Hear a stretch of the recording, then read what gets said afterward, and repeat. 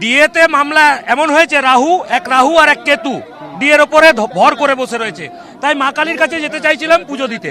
এই রাজ্য সরকার সরকারি কর্মচারীদের এতটাই ভয় করে যে পুজো দিতে যা আটকাতে ব্যারিকেড দিল। কি বলেন, বাংলায় পুজো দিতেও যাওয়া যাবে না, গার্ডরেল দিয়ে ঘিরে দেবে? পুজো দিতে যাওয়া যাবে না।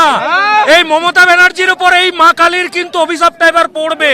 এতজন কর্মচারী, লক্ষ লক্ষ কর্মচারী আজকে পুজো দিতে পারলো না। মায়ের কি অবস্থা হচ্ছে সেটা মা বুঝছেন, আর যিনি বোঝার ভোটের পরে বুঝবেন। এই রাজ্যের একমাত্র মুখ্যমন্ত্রী আছেন যিনি সুপ্রিম কোর্টের আদেশকে মানেন না। উনি নিজেকে সুপ্রিম কোর্টের ঊর্ধ্বে মনে করেন। উনি বলেছিলেন যে সরকার দিয়ে দিতে পারে না তাদের একদিনও থাকার অধিকার নেই। আজ উনি দিনের পর দিন 15 বছর ওইখানে বসে আছেন, কিসের স্বার্থে বসে আছেন?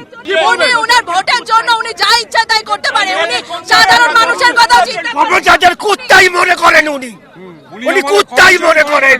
আমরা সব কুত্তা, আমাদের অধিকার দিতেই হবে।